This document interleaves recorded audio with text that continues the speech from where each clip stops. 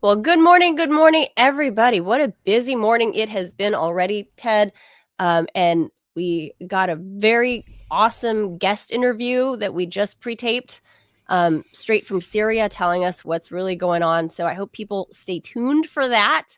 That's the main subject today, because I thought we were going to be talking about like the South Korean self-coup, but that fizzled out a few hours later into a big old nothing burger. But we'll talk about that too, I'm sure. But we will. Anyway, I am Manila Chan. That over there is Ted Rall. You are tuned into the Ted Manila Information Show, otherwise known as the TMI Show, where we are streaming live Monday through Friday, 10 a.m. Eastern.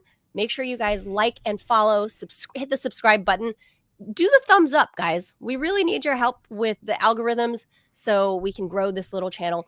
On this channel, we of course talk about anything from news, politics, lifestyle, culture, taboo stuff, the occult, like anything goes. And word of warning, it is not necessarily the most safe for work audio. So if you're on a speaker, make sure you turn the speaker down, because we do allow F-bombs to fly here. And we don't want to offend sensitive listeners. So if you're looking for that straight-laced show, this ain't it. It's all the stuff that you want to hear about and stuff you never knew that you needed to know. Ted and I will tell you. So again, I told you right off the top, we have an awesome interview with a Syrian journalist to tell us everything that's going on over there, and a lot of news to get to, Ted. So anything you want to say before we jump into headlines? No, not really. I mean, I just want to say, first of all, I'm liking the new look. This frame right here. I mean, if you're on audio, it's the same audio. So sorry. But if you're on video, you'll see what I mean. So yeah, I think it looks really good. Ted made this new frame for us. This new overlay. I think it looks a little more professional. But yeah. What do you guys think? I think it looks good. Let us know. Yeah, if you're on the Rumble or on the YouTube talk, you can do this. Chime in. Email us. Tell us what you think right there. TMI Show question at Yahoo. And send us questions, by the way. Yeah, don't forget to audio tape your question.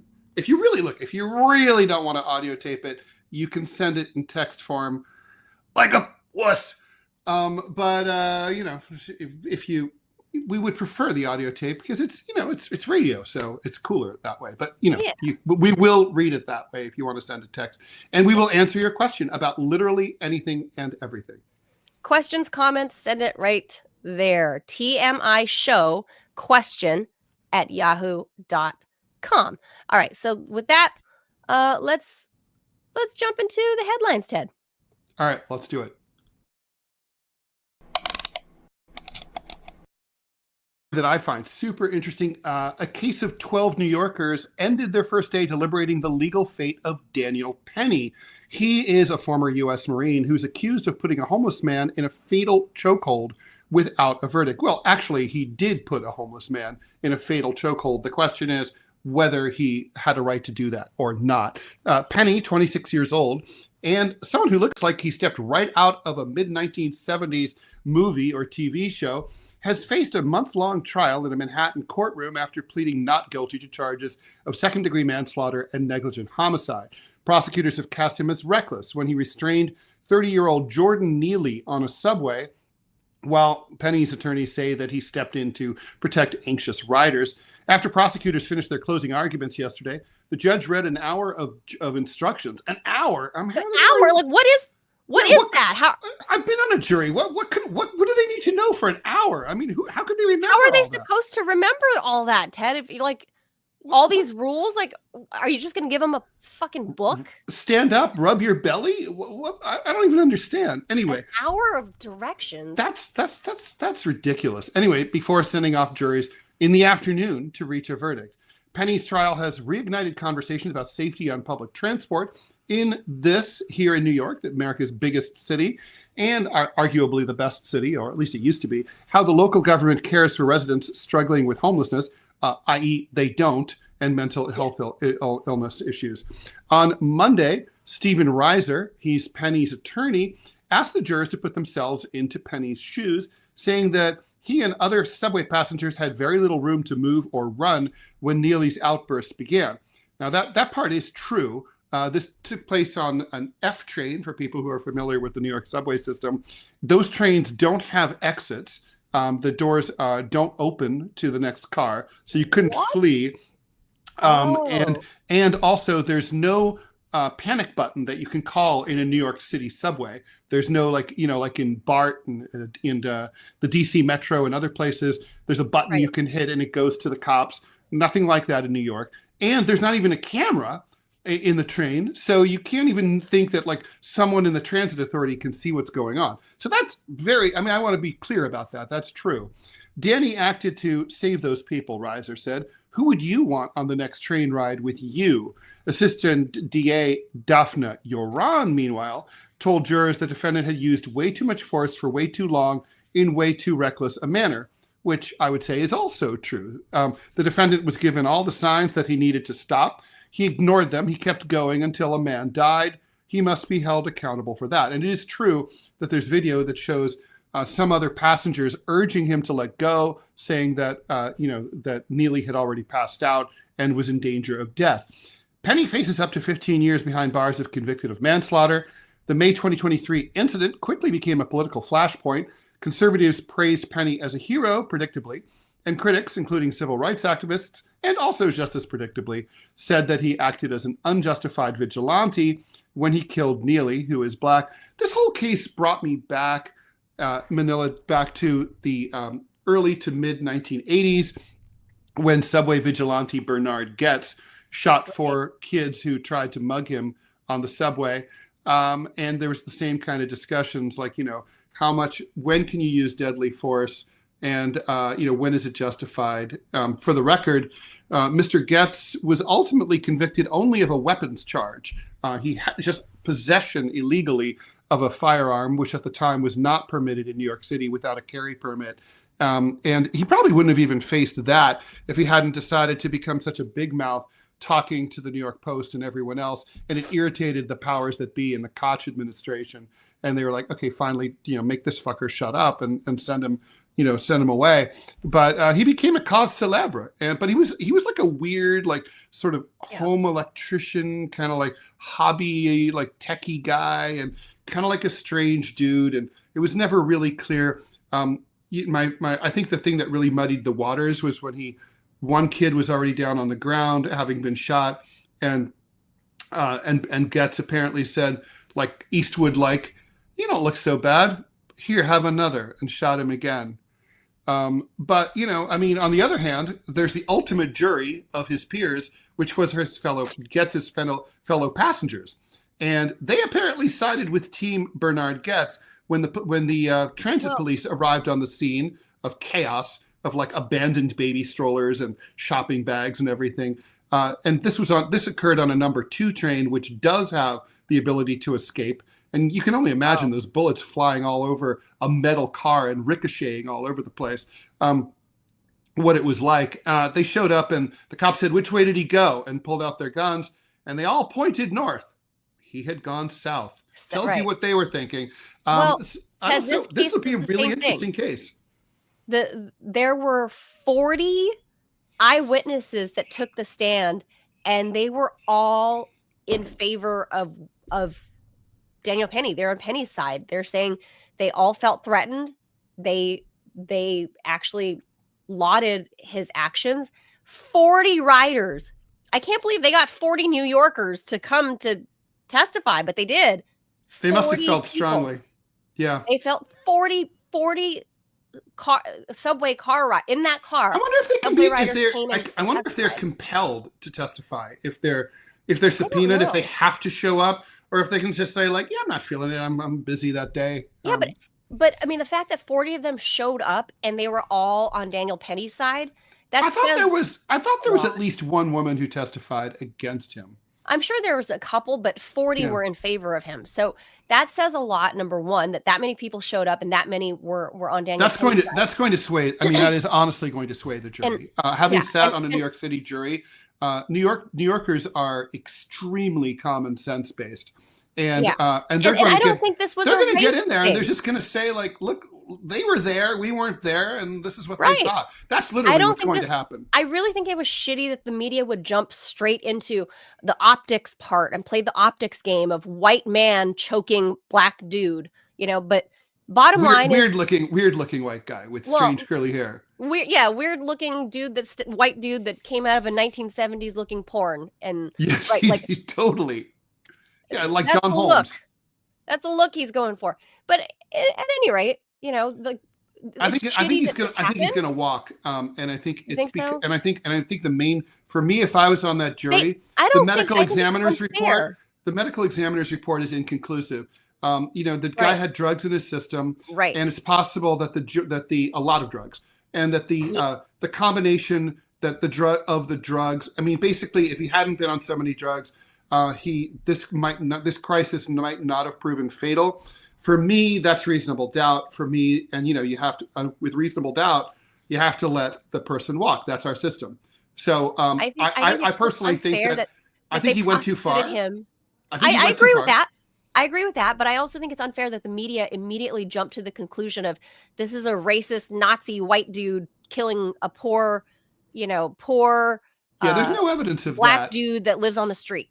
Yeah, there's no evidence that this guy had like race, like he was hanging out at the Clavern every day, and this was like, oh yeah, this is my big chance. I mean, right? He's just and also he was a regular commuter. Took off his hood and decided to go onto the subway. There's no evidence. This guy rode the subway every day. That also, to me as a New Yorker, tells me a lot. It's like if it was a tourist from someone like I had a friend from Kettering, Ohio, who I went to high school with, and she came to New York, and one time she was just like freaking out on the subway, and she's like, I don't like that something's gonna happen, we have to get off, something's gonna happen, I have to get off. Nothing was gonna happen. A guy was black, and he was just like being black, and it's like, well, right. Guys are black, okay, and like right. you got to be okay with guys being black, because people be black. Some people are black. Yeah, some people are black, and it was just freaking her out. And so if he'd been a guy like that, like right. Like from Kentucky, a Yahoo, I'd be ironically more inclined to think that he might be guilty. But because a New Yorker has, we know like sort of, there's no way you get on the subway. If you get on the subway and you're not confronted with something weird, that's unusual, actually. Right. Right. I mean, I'm really not kidding. Aggressive panhandling. I just think it's unfair that they would introduce that as a part of the prosecution to frame him up to be this racist pig. Like, I think he's from Long Island. I think he was from Long Island. Yeah, he's a Long Islanders. There's a lot of racists on Long Island. I mean, sure, but trust me, I used to live there. He's a guy that lives in the city. He's he was in the Marines. I think being in the Marines is not a plus. Not a plus. Well, I don't know. I would beg to differ. I think a lot of guys in the military, like that's the first time that for many that they actually do interact with people of other races, like in close quarters. So I think it's actually. You're a New Yorker. You interact with people with other races every single day. He's a New Yorker. That's the point. Is he's a New Yorker. So I think it's unfair that the prosecution. But the military thing might make me think as a juror, like against him, like for him life is cheap. He's used to like someone bugs him, just kill him. So. It's like, that's kind of like, I mean, that to me would not be a pro. I'd be like, that's not good. Maybe he thought that he had a flashback to his military service. I don't know. But I still, there's reasonable doubt. I'm neutral on the military thing. You always have to go with reasonable doubt. So, I think the military thing, I think more often than not, people that were in the military are more prone to doing the right thing. I mean, I'm married to a disabled veteran. So I think and I know a great deal. I have, military members in my family. I have a great deal of respect and for the people that have joined. And there's one thing that in a common thread among those people that have volunteered is they do have, by and large, I'm not saying everybody, because I can't know everybody, but at least the ones that I know, there is one common thread, no matter how disparate of where they're from and, how I know them. One thing I know about all these people that from various parts of the country in the military is that they have a very strong sense of being right, like doing right and being chivalrous and like actually caring about like safety and being alert and aware for the most part. I'm not saying everybody, but the ones I know, So to me, that's like the common thread. So to me, I would look at it in his favor that he was a military guy. Did he go too long choking him? Obviously, it resulted in death. You're muted. You're muted. You're muted. Obviously, he went a little too far. The dude's dead by definition. Yeah, the dude's dead. So it went too far. But the initial action, and chokeholds are illegal. I think that was a good thing. Like now, even the NYPD and other major police forces around the country have abandoned chokeholds and instructed police officers not to use them. And really, chokeholds should never be used. I would add also that whole thing that we've seen of cops putting their knees and their full body weight on like the person's back of a subject once they've been overcome. Also, people have died that way too many times. That just shouldn't be permitted. I mean, I could die that way. I have asthma. You just can't do that. You can't constrict people's airways. You can't. Yes, like that's just how it is. Don't stop people from breathing. All right. Yeah. Let's go to the next story. And onward and upward, and less, not as depressing, but almost comical. In an unexpected late night speech last night, South Korean President Yoon Suk-yeol declared martial law, banning all political activity, taking control of all media, and suspending parliament for all of a few hours. Now he's facing possible impeachment. Fool! The announcement appeared to come as a total shock to all parties involved, except for the military, with even the head of Yoon's party announcing that he would stop it with the people. Troops surrounded the National Assembly in Seoul soon after Yoon's announcement to preempt resistance, but 190 of the chamber's 300 lawmakers made it inside after midnight, with more held up at the gates.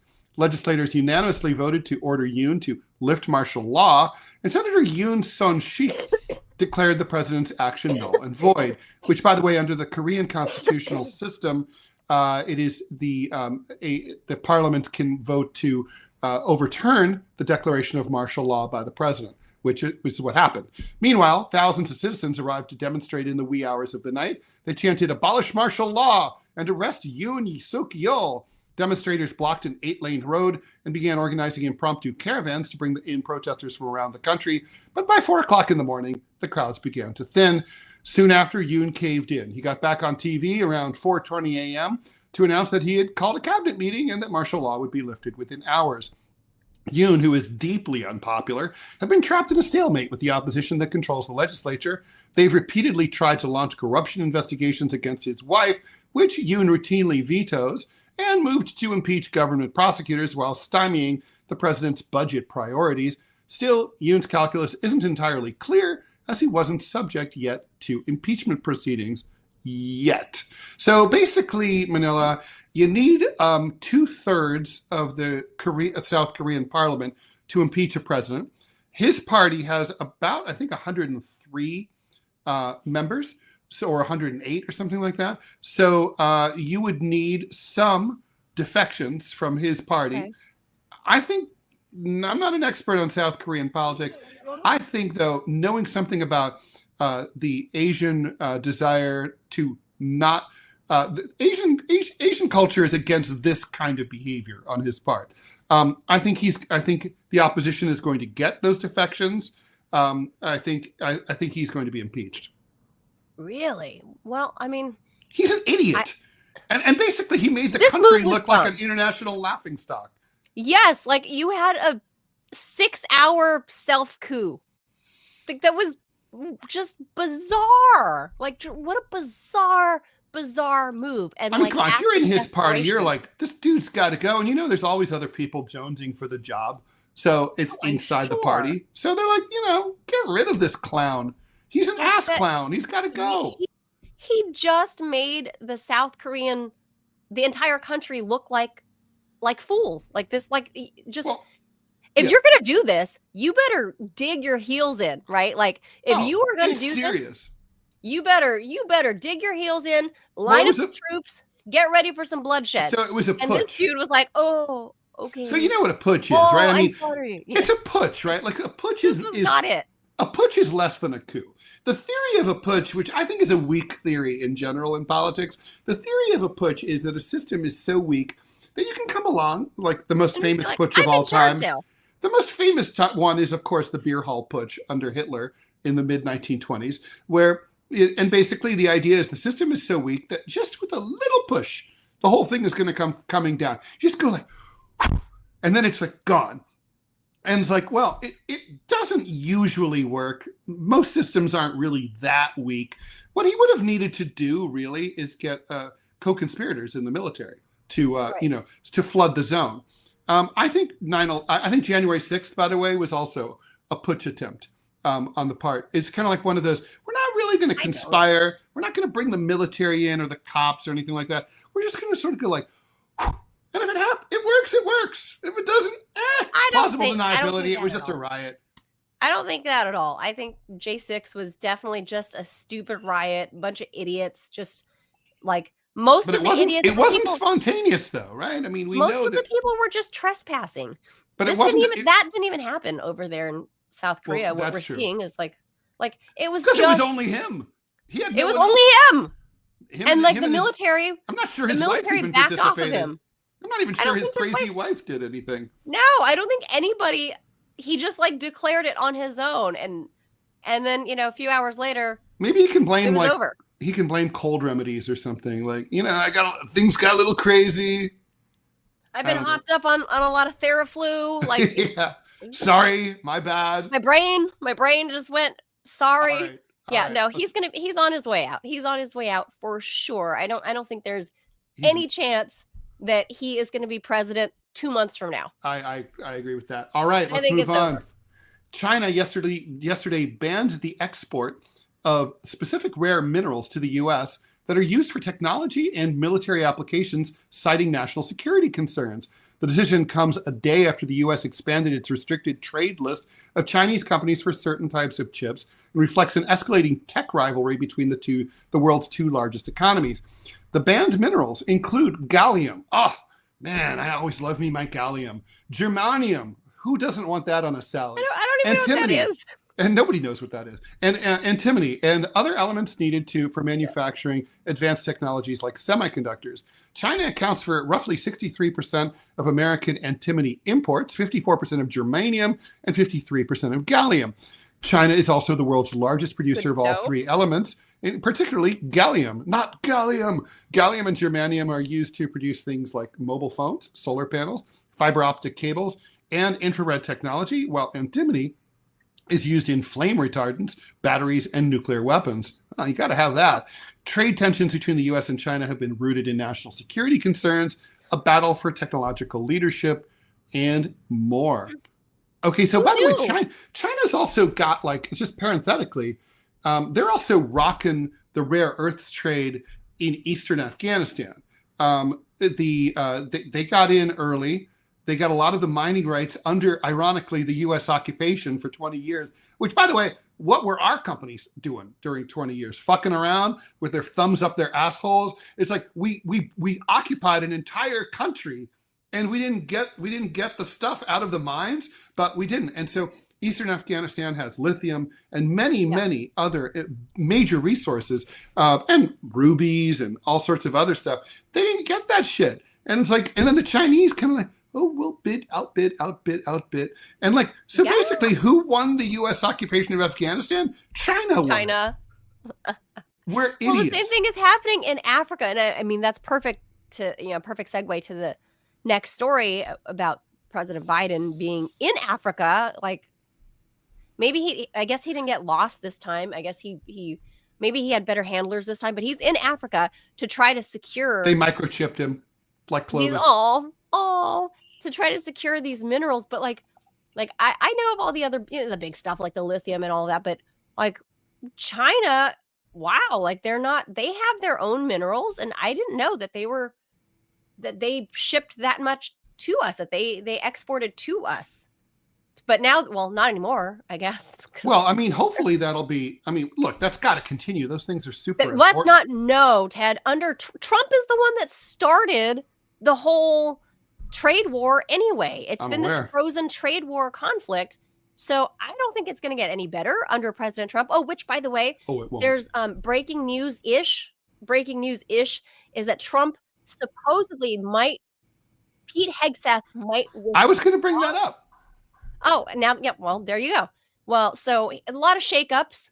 So Hegseth Pete might be gone. Hegseth, he might pull the Pete Hegseth nomination for Department of Defense Yes. and replace him with everyone's most charming and lovable Republican, Ron DeSantis, governor of Florida. I was going to say the most high-heeled Republican. No, not. I think that might be true. Yeah, and so I like how it's so funny the spin, right? The whole spin is. Ron DeSantis might be 4 feet tall, and he's got stilts under his pants. Might well be. Ron DeSantis. I mean, I will just give Ron DeSantis credit for one thing. I think he had the most amusing teaser campaign when he was about to announce to run for the presidency. His website had nothing on it but just a cute alligator looking and blinking out of the water. Like, are you serious? Hey. Oh, it was so cute. I was like, I didn't see it. Cute little teaser campaign. Cute little gator. It was like, am I not gonna? Am I? Yeah, I probably will. That's you don't know. Weird. So I love this, the anti-Trump spin on this. I mean, it's very cute. They're basically like, oh well, if he does this, it'll be because he likes to dominate people who used to be his enemies, like Marco Rubio. And so it's like let's sexualize this, right? Like, let's make this like me big man. All these guys my bitch. Whereas when it was Abe Lincoln, as Doris Kearns Goodwin she called it his team of rivals, and Lincoln is given like credit for having brought in people who had disagreed with him as the best possible leaders during the Civil War. So, everything's about spin. Right. And this spin is about Trump making everybody his prison bitch. That's right. So, Yeah. But anyway, I don't think these raw materials. Hegseth is fucked. We ain't getting them. So No, Hegseth is I don't fucked. know. Hegseth. It was always a ridiculous choice. I mean, remember, we did talk about this, about how he's a lightweight. He's a lightweight, and DOD is a bitch. I mean, that is a hard fucking job. Yeah, I mean, really, it's hard to. Basically, it's like one of those things. Like, it was like the first time I was ever on the O'Reilly Factor with Bill O'Reilly, and I asked some friends like, and they were like, "Look, if you survive, you've won. You can't win. You can't beat Bill O'Reilly like a drum. Yeah.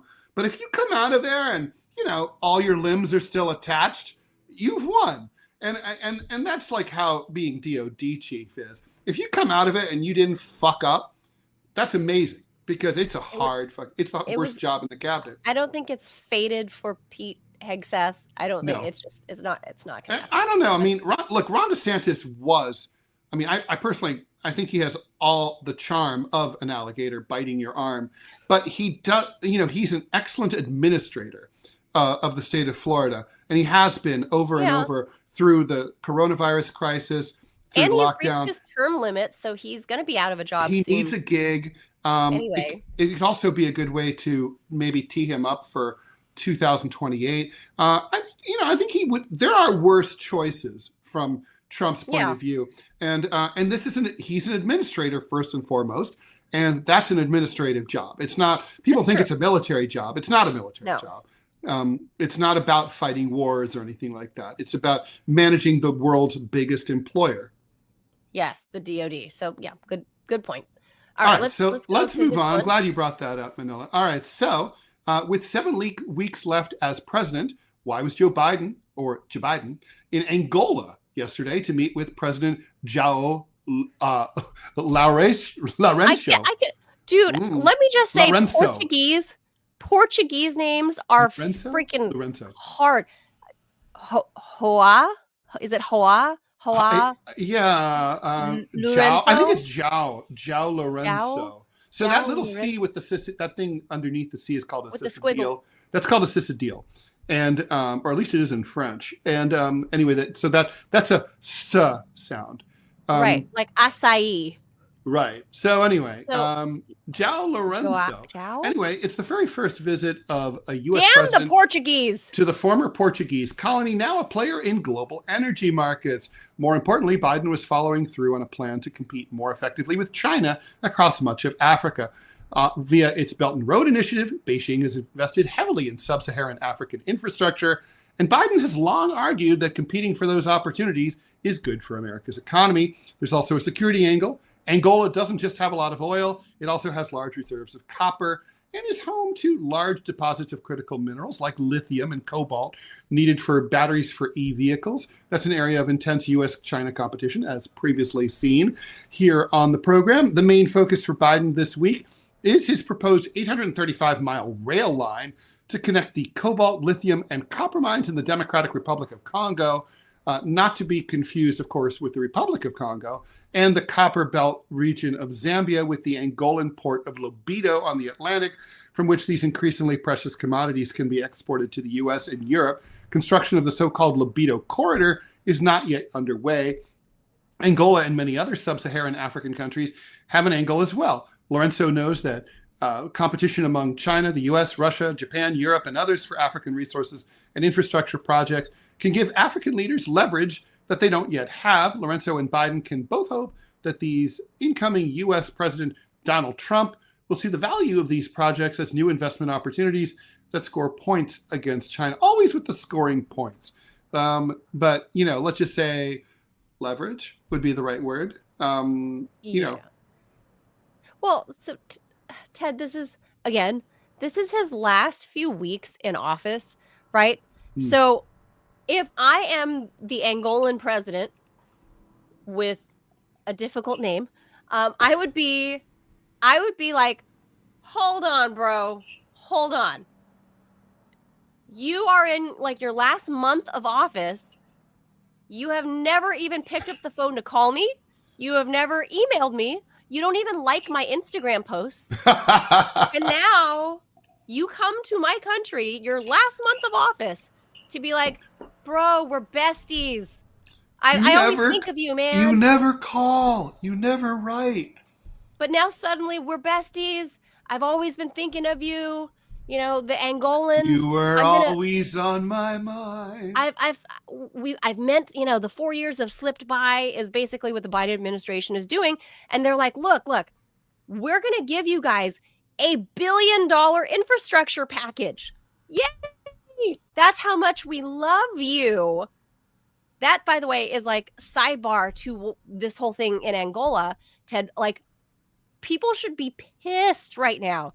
Joe Biden just awarded $1 billion infrastructure package to help the Angolans like build up whatever, housing, water, wells, whatever. I don't recall the last time Joe Biden gave hundreds of millions for infrastructure in the United States. Oh, come on. That's completely unfair. I'm not a Joe Biden fan, but come on. That's his infrastructure is Biden's biggest accomplishment. He literally passed a $700 million infrastructure bill in 2021. It's arguably the only significant thing he ever did in 4 years. I mean, he passed it. He signed it, and granted, it was watered down, but it did get done. It's filtering its way through the system. We're going to see things happen. 5 years from now, you're going to be like, oh yeah, that's the Joe Biden Memorial, Quonset hut or whatever on the side of the highway. $100 million or something like that, like a huge amount of money, was allotted for rural internet infrastructure, and not one bit was built. No fiber optic cables, no new towers, no nothing for like. Yeah, but you said there's no infrastructure. I mean, come on, Biden infrastructure is the one thing Biden did. Yeah, he hasn't done it well. Just because he hasn't done it enough. He's done it well. And I gotta say, also, honestly, we got to blame the Republicans here.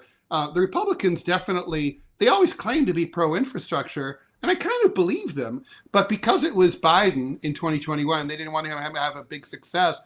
They didn't let him have the $2-3 trillion deal, and so they watered it down, which I thought was un-American. Frankly, we should have had a $4 trillion infrastructure bill. That, I mean, according to the engineers, they've been saying for years that we have like a C or a D for infrastructure. There's shit that we haven't fixed up since the WPA in the 1930s. There's that bridge that collapsed in Pennsylvania. One here in D.C. just a year and a half ago. Yeah, it was a miracle that nobody was on it or under it at the time. Honestly, I mean, this is, to me, Democrats and Republicans both know, and they both say that we need more infrastructure. I would here's what I would tell Donald Trump. we're totally behind you for infrastructure. You can name every single thing after yourself and your family members. It's just, but can we please just do it? Yeah, the Trump Memorial Highway Ice Repair Depot, the Trump Memorial Garbage Scow, like whatever. Just like something. Just get it done. Well, so again, going back to these Angolans, like of course they're going to take the money. Why wouldn't they, right? But why wouldn't they? But the dumb part is, again, the U.S. putting off Africa until the 11th hour of your presidency. You're expiring. It does look a little, what's that word? Racist? Oh, that's the word. You're expiring. Your term is expiring. And the Chinese have been investing in all over Africa, like not only like the Sahel region, I mean, all over Africa. You will find Chinese built infrastructure all over Africa for the last like 10 years. So I would say Joe Biden is a Johnny come lately. And I think the Africans know that, because usually the United States, the running joke is when the United States comes, all you get is a lecture. When the Chinese come, you get a new road. Like there's a reason for that, like the Chinese are good at this shit. I've seen it up close and personal. Yeah, so they just built it up out of nowhere. So now this Johnny come lately right here. Uno mas. It's not going to be great. Stay tuned, by the way. Right after the story, we're going to be with our exclusive look inside occupied Aleppo. So keep it right here, which is a story you do need to know about. And it's a big deal, and it's kind of shocking. Brian Thompson, the CEO of United Healthcare, was shot and killed by a masked man near a Midtown Manhattan hotel earlier today, just before we went on the air here, according to NYPD. The shooting appears to be targeted, but the police don't know why. Thompson was not staying at the Hilton, outside of which he was shot. Thompson was in New York City for an investors conference, and his schedule was widely known. So according to the police, the gunman, who was wearing a ski mask, so that's not an assassination at all, fled down an alleyway near West 55th Street and remains at large, police say. Okay, I call bullshit on that. There's no alleys in New York City. Okay, we don't have alleys. There's like 2 alleys in Manhattan. We don't do alleys. This is a city that is alleyless, okay? We don't have alleys. The suspect is described as a skinny man wearing all black. Well, he's a New Yorker. Stands about 6'1". Everybody wears all black. Everyone wears all black. I'm wearing all black right now, almost. United Healthcare's parent company is United Health Group, which is the largest health insurer in the world. I was going to sort of try to not joke about how this might be someone who is unhappy with his healthcare provider, but I did it. I went there. I had to. Yeah, maybe. I mean, I don't know. That's just what a weird story, right? Like, obviously it was an assassination. Obviously. Yes. Now, obviously, we don't know what kind of assassination, whether this would have been Anthem Blue Cross Blue Shield is like, this is our big chance to increase our market share, or is let's get this guy, or is it like a domestic dispute, like Spurn's lover, or someone who just didn't like the cut of his jib? And I will say there are more attractive CEOs. He's younger than I expected. I didn't know. I was expecting a grizzled, gray-haired, Yeah, of course. Yeah. So, no, I mean, seriously, it's actually, it is shocking, right? I mean, CEOs don't really, I'm trying to think, when has a CEO been whacked or attempted whacked? Does Jamie Dimon just hang out in front of the Hilton in Midtown? Well, he was obviously, the dude was walking in front of it, right? So the Hilton had nothing to do with it. It's just where it happened. No, I know. But my point is, if you're somebody important like this guy or a Jamie Dimon type, right? Mm-hmm. Do you go just hanging out on the streets of Midtown Manhattan at 8 in the morning? What are you supposed to do? You don't have your own personal wormhole. When you want to go somewhere. I mean, I feel like when you're richer than God, that you're not really on the street. You always have a car. You always have a private car. No, that's not true. Mike Bloomberg famously always took the subway. And probably still does. It's the fastest way to get around New York City, with all the traffic and everything. If you're in a hurry, these are busy guys and ladies, and they got to get from point A to point B. You're gonna be walking on the street. Of course you are. You're a healthcare CEO. Who's coming to get you? I guess until now that was never a concern. By the Wow. way, that Hilton is notable. It's where the Democratic Party always has its victory parties after on the night of elections. Huh. Go figure. Well, anyway, what a tragic story. The guy was really young. I mean, Well, he's not dead, that right? sucks. No, he died. He was shot dead. Wait, he shot dead? He was shot dead. Oh shit, that's right. Okay, yeah. Wow. He was shot dead. That is shocking.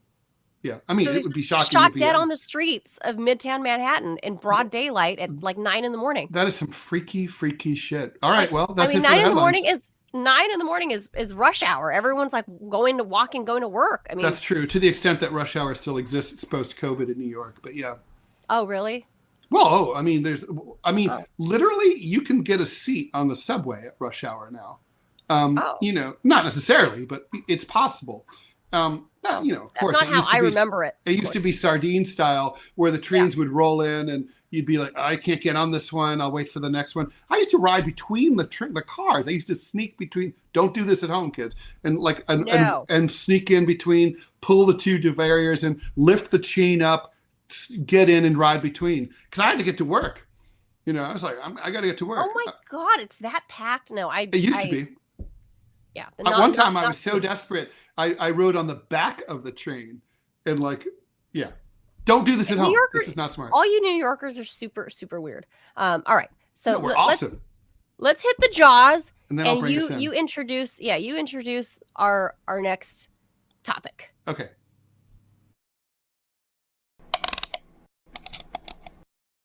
Scarcely noticed by most of the world, the civil war in Syria has been grinding out for more than a decade. A proxy war with the central government of Bashar al-Assad, who is a secular socialist leader of the Ba'ath Party, supported by its traditional ally Russia, along with Iran and Hezbollah in Lebanon, against an assortment of radical jihadi militias, including remnants of al-Qaeda, supported by the United States. I know it hurts your brain.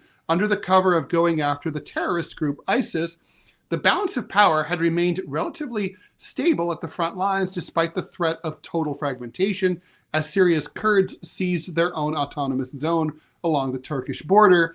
All that until a couple of weeks ago when everything got crazy again. Now an al-Qaeda affiliate called Hayat Tahrir al-Sham, also known as HTS, and its allies have launched an offensive that has shocked the world by capturing the second largest city in Syria, Aleppo. The TMI Show now brings you an exclusive look from directly inside HTS-occupied Syria with Steven, I hope I get this right, Sahiounie, a Syrian nationalist and journalist in Aleppo. What's it like to live under HTS control? How likely the flag of a different country. How likely are they to top the government of Bashar al-Assad in Damascus? What would be the regional and global implications of a radical jihadi state on the border with Israel? The United States has been trying to persuade al-Assad to abandon his allies, Russia and Iran, but has so far failed. Is that likely to change? Can Russia, trying to close the deal in Ukraine, divert resources in order to save the government of Syria? What are the implications for Israel right next door? A lot to unpack, and we pre-recorded this shortly before, just less than an hour before we went on the air here. You're muted, Manila. You're muted. I'm going to be able to chat with you all as we roll this video. We're going to put it up on full screen. We pre-recorded with Steven. I've talked to him before. Like he fled Aleppo after the earthquakes, and it was horrible to find out that. You remember Ted, during those massive earthquakes that was like hit the tri-state area, including Turkey, and the shit just came crumbling all over Aleppo. And the United States decided, we're just going to go ahead and apply sanctions while you're under earthquake rubble, so that way nobody can help you. We're so sweet.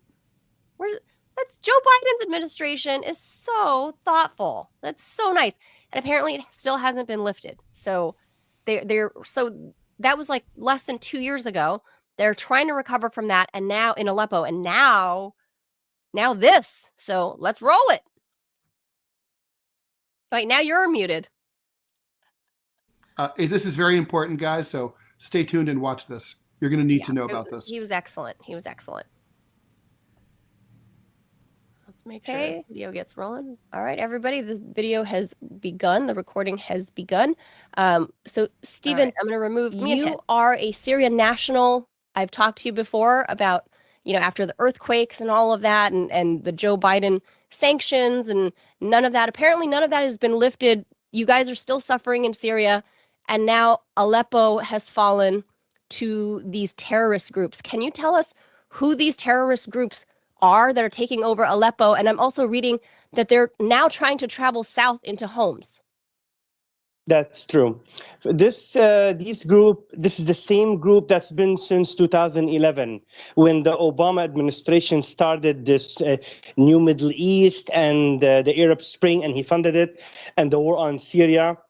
This group in the beginning in 2011, they were called the Syrian Free Army. Then they changed their name to Jabhat al-Nusra, then to ISIS, then to the al-Nusra Front again. Now it's called HTS, Hayat Tahrir al-Sham. They're the same people. They didn't change. They just changed their clothes. They changed their name. And the mainstream media fixes them and makes them look like angels. And we saw yesterday in the Security Council, they call them rebels. Rebels who are from Chechnya fighting in Syria, who are Uyghurs, who are Uzbekistan fighters, Tajikistan fighters, and also rebels, Syrian rebels, who the first thing they do when they enter Aleppo, they lift up the Turkish flag, the flag of a different country, on the symbol of the city, and that's the citadel of Aleppo. That is who took over Aleppo. Also, in the first few hours, the first thing they did is they went into the prison and they let out more than 3,000 prisoners, killers, murderers, rapers, thieves. And today there are groups stealing cars, knocking on doors, attacking people in their house because of those murders. That's who took over Aleppo, and they did not attack in 100 or 200. They attacked in thousands. They attacked the city in the thousands with the support of the Turkish Secret Service and the American Secret Service. The American State Department has been funding them, and they've been giving them the taxpayer money for years. And Trump stopped that. President Trump stopped that. And also, there's reports that the White Wolf group, who's Ukrainian, they're in Idlib, also supporting them and fighting. So this is an intelligent war between the U.S., Turkey, NATO against Syria, Iran, and Russia. It's much bigger than opposition and Syrian army and government and democracy and freedom. Wow. Ted, you're on mute. Sorry about that. So Steven, let me ask you about this Turkish affiliation, right? I mean, Turkey, we think of as the ultimate secular Islamic state, ever since Ataturk. And even though there's been a move toward, Islamic nationalism under Erdogan, still it's a secular state more than not. Why would Turkey want to involve itself with the kind of radical jihadis that you're talking about? That's the first part of my question. My second part is, what happens if HTS, as they're currently called, what happens if they take over, if they defeat al-Assad and they install themselves in Damascus? Does this essentially turn Syria into an ISIS-like caliphate? Does it turn it into Afghanistan under the Taliban? Is there an analogy that we can look at in order for, as Americans, to understand exactly what the implications would be ideologically and otherwise? First of all, Turkey always wanted to take over Aleppo, because today Aleppo, even if just 2 minutes, just to say why Aleppo is so important. Aleppo, please. It is one of the biggest cities in the Middle East. It is one of the biggest industrial cities in the Middle East. And also in 2010, Aleppo was, the factories of Aleppo was making everything for Syria. Syria went to zero importing. And that is because of the factories of Aleppo. And in 2010, Syria had the biggest industrial city in the Middle East, and that was in Aleppo. That's why, and the people of Aleppo, they are known for loving, they've been in business, and their love in business and in industrial, and they've been doing that for 10 years. So they were talking about the oldest city on planet Earth. He always wanted it. That's number one. Number two, he's been wanting to sit on with the Syrian government, Bashar al-Assad, on the negotiation table. But President Assad has been refusing, and he's saying, I will sit on the table with Erdogan only if you pull your military out. The Turkish today, the Turkish army is occupying parts of Syria. President Assad said several times, we will sit on the table, but pull out your troops. So he wants to force the Syrian government to sit on the table under his condition, as they say, negotiation under fire. And that is why, and Syrian government will not accept that, and they will not go for that. And that's why they asked for the help of their allies, Iran, the Iraqis, and the Russians. That's number one. Number two, God forbid if this happens and this HTS takes over Syria, we will be another Afghanistan. But that's the problem, is that the American State Department and the White House, they use these groups in their missions. Any country that says no to the United States or their anti-imperialism, we demonize them on the media, and at the same time we'll send them these radical groups. They did it to Gaddafi, they did it to Ali bin Abdullah Saleh in Yemen, they did it to Saddam Hussein, they did it to several countries, and also, of course, Syria. If Syria falls, and that's why we see today all of the Arab countries, Saudi Arabia, United Arab Emirates, Jordan, Egypt, the Arab League, all supporting President Assad. This is the first time it happened in 15 years. We are talking about nations, rich nations and powerful nations are supporting him in fighting terrorism. And that's why I see they will not succeed, because he has massive political support. What about Israel? I mean, Syria, I mean, it's one thing. Afghanistan is landlocked. Much of its border is with countries the United States doesn't either hates, like Iran, or doesn't care about, like Turkmenistan and Uzbekistan. But Syria is smack dab against Israel. If it becomes it gets ISIS, it becomes effectively a Taliban in the Middle East, then what happens? I mean, aren't the Israelis can't be happy about that, right? There's got to be a split between Israeli policymakers and American policymakers. They're very happy, the Israelis. Really? Those are their those are their number one fighters. Those are their other army. These groups in the years back, when they were occupying the south of Syria, Daraa, Quneitra, and Sweden, the south of Syria, when the Syrian army used to bomb them and attack them, they used to go to Israel used to take them to their hospitals and fix them. And Benjamin Netanyahu, he went to the hospitals and checked on them. And like in the Golan Heights, right? In the Golan Heights. And he went and checked on them in the hospitals, and there's videos of that. It happened in 2013 and 14. And also, when you see the Israeli media concentrating on the research center in Aleppo, non-stop talking about the research center, and at the same time, 24 hours after that, the scientist, he's an Armenian Christian scientist from Aleppo, leaving Aleppo, trying to flee for his life, with a bullet in his head while fleeing. So the only one who wants that is Israel. But it's insane, right? I mean, from their own point of view, they're complete idiots from their own point. From their own point. I mean, even if they don't care about Syria, it's crazy for them, right? In the long run. Yeah. Yes, and but also they want to separate Syria from Lebanon, from the border. That's why they want to go down from Hama to Hummus. Hummus, it's on the border with Lebanon. So they want to separate the Syrian government from Lebanon, so Hezbollah does not get any more weapons and support. So they cannot resist the Israeli occupation in the south of Lebanon. So this all turns up in the favor of Israel. Interesting. Let me ask you something, Steven, about the timing of all of this. I mean, you brought up the U.S. State Department and what have you, and the Joe Biden administration. He's in his last 5-6 weeks of office, and we saw in the past year or 2 years that the Arab League has now normalized relations with Bashar al-Assad. Why all of a sudden do you think this insurgent terrorist group suddenly appeared in Aleppo? It seemed like for a long time, for the last year, since the earthquake, that things seemed a little bit calm. Why now? Why all of a sudden in Joe Biden's last 6 weeks of office, this is happening? This takes us to inter-American policies, and that is Biden wants to cause as much chaos as he can to give Trump as possible. He lit up. He gave the order for the Ukrainians to use long-range missiles.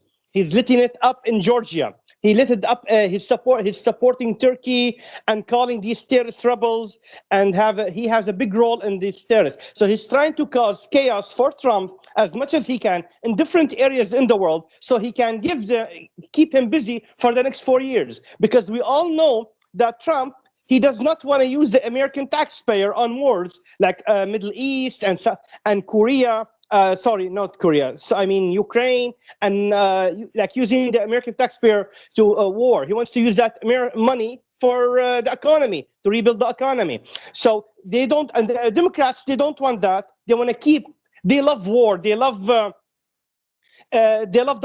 keeping the weapon factories and merchant busy and making money. That's why they're doing it.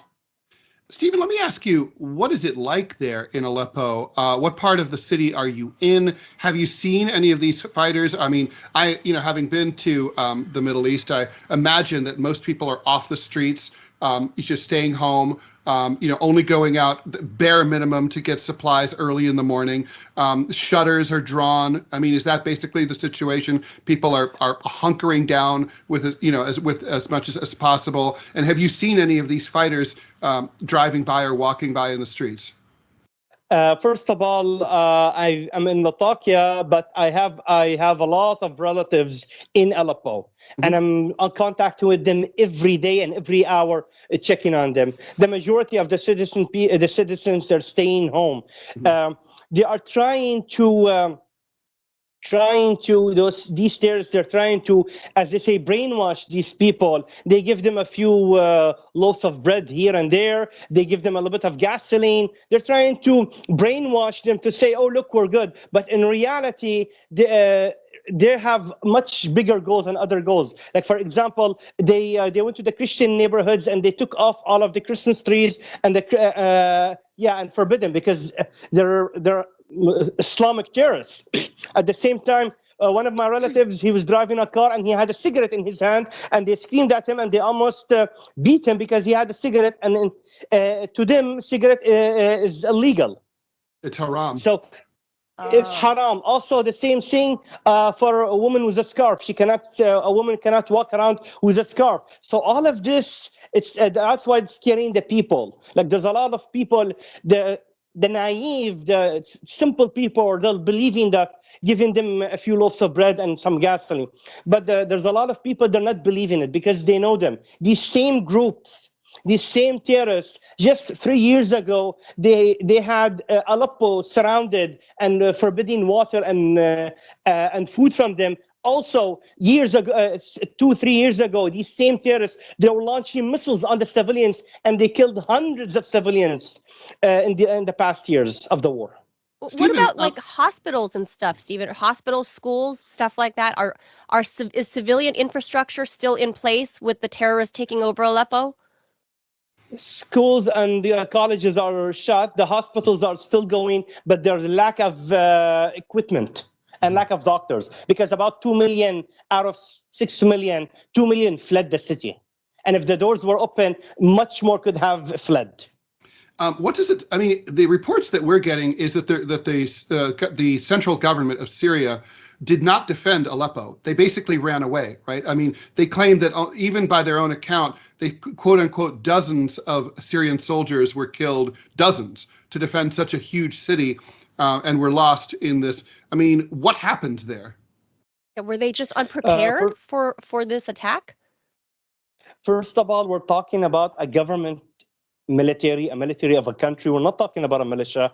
So after 15 years of war, it's any army will be tired. Any army will cannot go on, stay on alert for 15 years straight. This, as we all know, we're talking about a government military. At the same time, there was a deal between Turkey, Russia, and Iran, the Astana meeting, for decreasing tension. The Syrian army, so that's why they were not on high alert, because there was an agreement for decreasing tension. And at the same time, as I told you, the Syrian army, after 15 years, they did everything. They did everything possible that they can. There's hardly any more men, because, as I told you, because it's been 15 years, not one or two. And also, a lot of the allies of Syria went to South Lebanon, like we're talking about Hezbollah, went to the South Lebanon. The Iraqis, they went back to their countries. They saw the situation decrease. But as always, and as Turkey stabbed in the back, they stabbed Russia in the back, they stabbed Iran in the back, and of course, they've been stabbing Syria in the back for decades now. Stephen, let's talk about Russia. Syria and Russia are close allies. They have been for a very long time, since the Soviet period, at least. And it would be a tremendous loss of prestige for Russia to lose Syria. What do you think? I mean, can President Putin send enough resources? I mean, he's trying to close down, and he's close to victory in Ukraine, so he wants to finish that war, obviously. What is it likely that the Russians are going to deploy more resources soon in order to to come to maybe liberate Aleppo? Today, now, since the battle started, the Syrian Air Force and the Russian Air Force have been targeting these terrorists. They've been already killed over 1,500 of these terrorists already in the city of Idlib, Hama, and the suburbs of Aleppo. So the Russian help and the Russian support for Syria, if it was politically or militarily, Syria wouldn't have survived and stood up on its feet without the Russian support, starting from September 2015. Today, who saved Syria? It's of course the Syrian army and their martyrs, that's for sure. But if it wasn't for the Russian support and the Russian help, it wouldn't have. That's on one side. On the other side, today, Syria is. Russia today is a superpower, growing superpower, standing in the face of the United States. There are a lot of competition militarily, politically. There are alliances of Russia, China, and Iran. So Russia is trying to build their allies, make their allies strong, and increase their where they're at. Like we're seeing in Africa. Politically, I'm talking, and economically, and we're seeing in Syria. Today, Russia has 2 military bases in the coast, and that is to save and to keep the interest, the national security. Today, Syria is the national security of Russia. If, God forbid, these terrorists take over Syria, then they'll go to Iraq. They will go to Iran. Then they're on the borders of Russia, and the Russian government, they know that and they understand that. That's why they're standing with a secular Syria and a Syria with no terrorism. And what about the Arab neighbors? As we mentioned earlier, in the last couple of years, the Arab League in particular, after isolating Syria from basically the family, we can call it that, right? For more than a decade. The relations are now thawed. Do you foresee any of the members of the Arab League also stepping up and coming in to help the Assad government? Big supports coming, political support. I'm talking political support, and that's even sometimes much more important, because what's happening today in Syria, it cannot be finished militarily. It can only finish politically. But it's going to wait until who wins more on the ground so they can be stronger on the table. But today, when you see Saudi Arabia and the UAE supporting President Assad, we're not talking about poor countries or weak countries. We're talking about countries that the superpowers they listen to, and the superpowers they take by their advice. And today, when we hear Crown Prince Mohammed bin Salman and the president of the UAE, Mohammed bin Zayed, saying we support President Assad in his war against terrorism, That's mean they support. There's big support, and also the Arab League. The only Arab country who's not standing with Syria is Qatar, because Qatar have alliances with Turkey, and that is because Qatar and Turkey are Muslim Brotherhood, the terrorist group called Muslim Brotherhood. They have that ideology. Normally, Stephen, you would expect the UN Security Council to go into emergency session over a development like this. That hasn't happened yet. There's just been sort of some quiet expressions of alarm. Why do you think that is?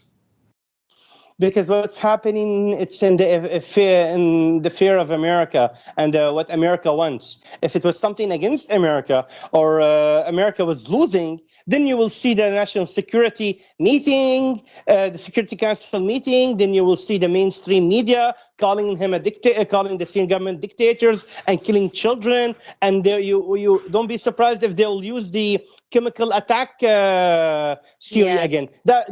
They will use that when they start losing. But as long as they're winning, the Americans are winning and they're in a powerful, you won't hear any condemning or any meetings to finish this. Stephen, there is a report in this morning's New York Times that the quietly behind closed doors, in the mindset of American policymakers, a lot of this has been about trying, believe it or not, to get al-Assad to move away from Iran, Hezbollah, and Russia toward the United States. They think that they're pressuring him to join some sort of, I don't know, alliance or friendship or frenemy status with the U.S. I mean, is that true? And if it's true, what exactly are these Americans thinking? I mean, it's not exactly a good way to make friends. The war on Syria started because of that. They launched this war on Syria in 2011 because of that. They wanted Syria to leave Iran and Russia.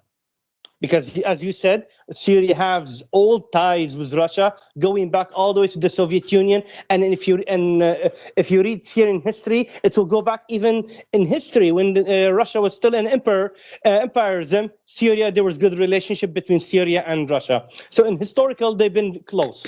The United States, they want to get the Syrian government and Syria away from Hezbollah and Iran. They've been doing that for decades. They're unable. And that's why sometimes the American, they do mistakes. They don't learn from their mistakes and they don't learn from past lessons. We're talking about President Bashar al-Assad and his late father, Hafez al-Assad. They have the same mentality and they have the same foreign policy. They don't go under pressure. No matter what happens, they don't bow down. That's the Syrian foreign policy. And that more important than that, Syria doesn't stab their allies in the back.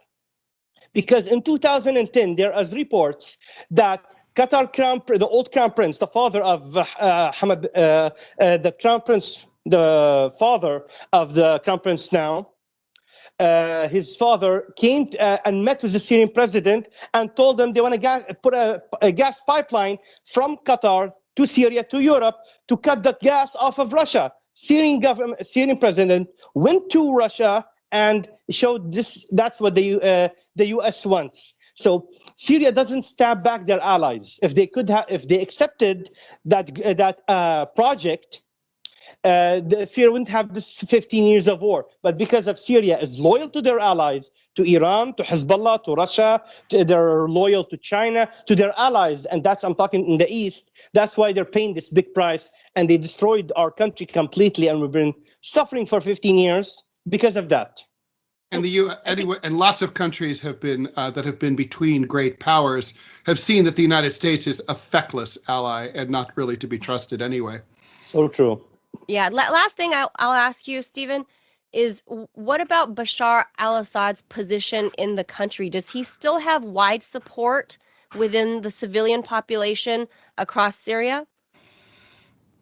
Yes, because especially after this happened, he does have wide support in all sects and all religions in Syria. He does have wide support because, look, let me just one thing. After 15 years, the Syrian people are tired. They're tired from everything. They just want to finish. They want the situation they finish. They want to go back to their jobs and factories. They want to go back They want electricity all the time. Like now we're getting 45 minutes of electricity now because the terrorists in Aleppo, because the terrorists in Aleppo have shut off the electricity off of the rest of the country, off of the electric plant in Aleppo. They gave it only to Aleppo, besides giving it to the whole country. So we're having half an hour of electricity, hardly any more gasoline and fuel. The same people are tired.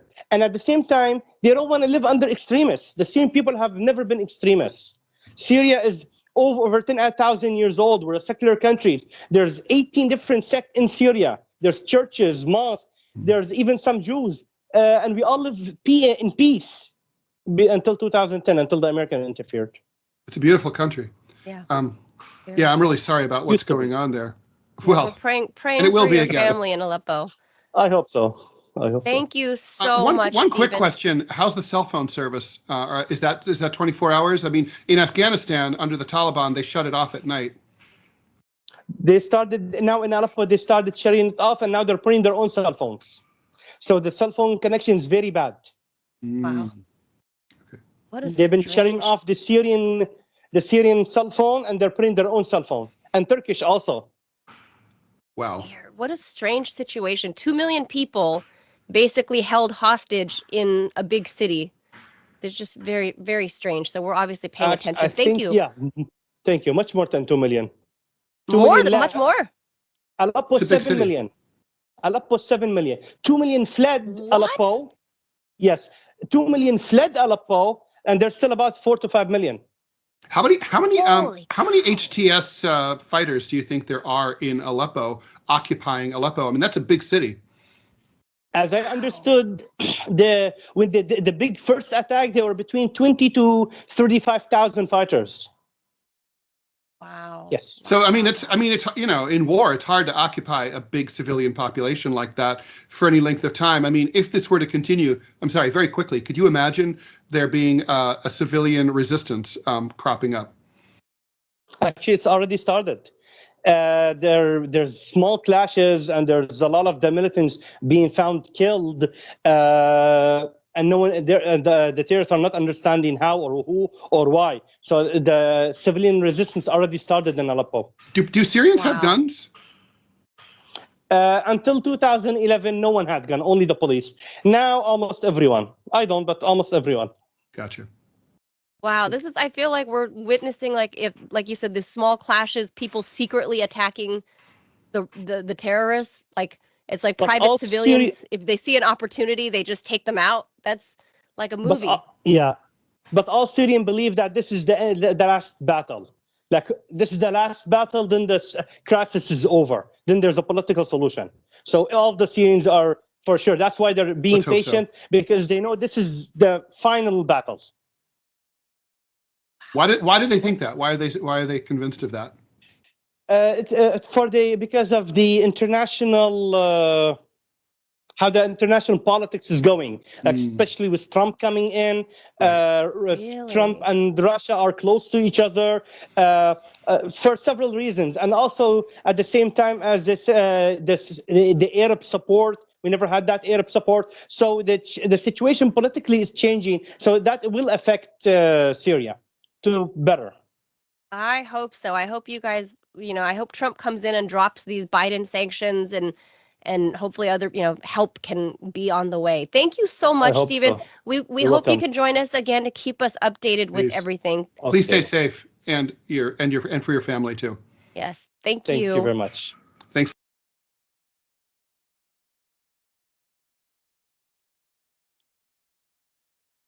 All right. So we're back to say goodbye.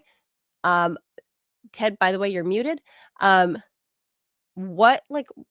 It's kind of shocking to hear from somebody that's in Syria. He's got family there in Aleppo still, how terrifying that must be for your family, just what a wild, I don't know. And that they're hopeful because Trump is coming in. I don't even know what to make of that. Can you hear me, Ted? You're on mute. Ted's muted. I can't unmute you.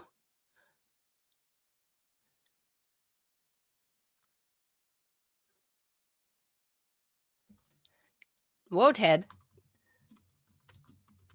Ted's on mute, and he can't unmute. Anyway, I hope you guys enjoyed that conversation with Steven. I think Ted's got to reconnect back on. There he is. Let's much better. There you are. Much now better. You're working. Yeah. Sometimes you just need to reload, and that's it. Yeah, great conversation with Steven. Appreciate him taking what, with the rolling blackouts that they're being subjected to right now, that he would be able to save up some of that internet and power for, telling us what's going on. But I guess because you got to tell the world. You got to tell the world what's happening. And I find it fascinating that he says that the Syrian people are optimistic about Trump coming into office. Don't you think that's weird? Yeah, I mean, why do you think it's weird? Because Trump was the one that's like, oh, can't we just steal their oil in the East? We're there, we're illegally occupying, let's just take the oil. Yeah, I don't know. I mean, there's a general view, and I think it's not unfounded, that Trump is generically not predisposed to militaristic adventures, right. That he views war as a waste of resources and lives, and that these are resources that would be better. What's it good for? Exactly. And he's not wrong. He's not a pacifist. I mean, obviously, we know that from his first term.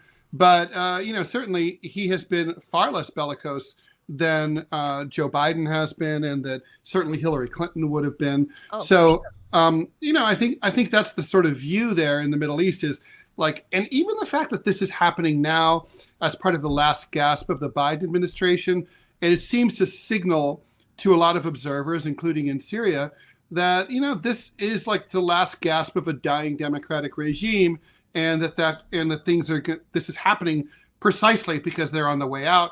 And they just have to, and that sanity will, to some extent, will be restored after January 20th. Now, I don't for 1 minute believe that Donald Trump is going to get on the phone with al-Assad and say, I love you, man, we're bros. No. I don't believe that. But I do think, I can't imagine that the next time a covert shipment of arms for, the HTS or the Free Syrian Army or ISIS or Al-Qaeda or whatever the fuck they're calling themselves at the time crosses the president's desk under Trump, that he's going to be quick to... I feel like it's one of those multi-level marketing right schemes. Hello, this is HTS calling. Like Amway. Are they going to... Are they going to, is he likely to sign that? Probably not. And I think that's what they're kind of thinking, that the weapons and money flow to these insane jihadi organizations is going to slow or stop. That's probably true. And it's pure madness, right? The U.S. does this constantly. The most famous and best known example was the Soviet occupation of Afghanistan, when the Carter and then the Reagan administration financed and armed the radical mujahideen in Afghanistan against the Soviet occupation. I want to be really clear. If we hadn't done that, the Soviet-backed government of Afghanistan would have remained in power. Today, women in Afghanistan would not be in burqas. They'd be in the government. And they would have seen rapists not in the government, but in jail where they belong. Wait, Ted, so, the point is that are you saying that we made things worse? And we set up 9/11 for ourselves with the ultimate example of blowback. And, the Taliban rule over Afghanistan from 96 to 2001, but also the preceding civil conflict. It fueled, radical Wahhabi jihadism all over the Middle East and Central and South Asia. So, this really bit us in the ass. Mika Brzezinski's dad was the biggest dick of all time. And Jimmy Carter, who's going to die any second, he started this, okay? It's the worst thing that he did. He voted Kamala Harris. We saw him on the stretcher. They pulled him out on the stretcher so he could vote. That's what he wanted to do. The point is, and we've done this over and over, and it's kind of believe it or not, back in the 80s, the logic of this was, they really, really believe in God, and we, like right-wing Christians, really, really believe in the same God. So we're kind of on the same team. No, you're really not. You're really not. Yeah, I feel like the only positive I can think of with Trump is, I'm not going to say he's totally anti-interventionist, because he's not, No. but he's not a pacifist, and he's not he's not Ron Paul, right? But No. it is promising to me that he has invited Ron Paul to become an advisor. So maybe Isn't Ron Paul super old now? Yeah, I actually just met him right before, like 3 months ago, right before my mastectomy, at his conference that he had here by Dulles Airport. And he's super old. I think he's like 98, I think. Okay, so he is super old, yeah. He's super old, but he's doing a lot. He looks and sounds a lot better than Joe Biden. I can tell you that much. That's terrifying. It's like, I mean, he's got the little old man shuffle, but his brain is still, sharper than me. If you're standing up and shuffling at 98, you're rocking it. I mean, really. I mean, he was still giving his speeches, at the conference and cracking jokes. And I mean, he is sharper at 98 than I am in my mid 40s with, a bad cold and some Theraflu. He's a lot sharper than me. I just want to say and that if he is advising Trump, that gives me a little bit of hope that maybe the foreign policy, little bit, that maybe we'll be less interventionist in the next 4 years. Maybe. This Syrian thing is a huge story to watch, and I'm really glad we had Steven on. Yeah, it's just very sad, everything that's been happening in Syria the last decade, and a lot of it it's all fingerprints back to the State Department. Yeah. All right, we should wrap it up. That's gonna do it for us. Make sure you guys, if you guys are on YouTube watching us there, it costs you nothing to hit the subscribe button. That will help support this show. It'll help the algorithms and all that, so we can finally get to the monetization level, and we can, make a living. And if you are on Rumble and you're following us there, if you're on the .com, please help support the channel by hitting the subscribe button just below the chat. You can become a $5 a month subscriber there. If you would like to continue doing this for you, for us, again, so we can make a living from doing this. If you're enjoying what you see, you find value in this, then please help us stay independent, and then we can keep doing it. So to all of those who have already supported, thank you so much. We're trying to make ends meet, and we appreciate it. And who knows? We don't know what's going to happen in January. We don't know if we're going to get our jobs back. We don't know anything. So until further notice, this is it. So Ted and I are doing this. This is it. So make sure you hit that the thumbs up button, to help support the show, and it'll help us grow, because the algorithms really, really do rely on the likes, apparently, on both on YouTube and Rumble. So thank you all for being here. We'll be back tomorrow, 10 a.m. Eastern time. Thank you all for being here. Hasta mañana, everybody. We'll see you tomorrow. We will. Bye. Bye, everyone. Bye, Manila. Bye.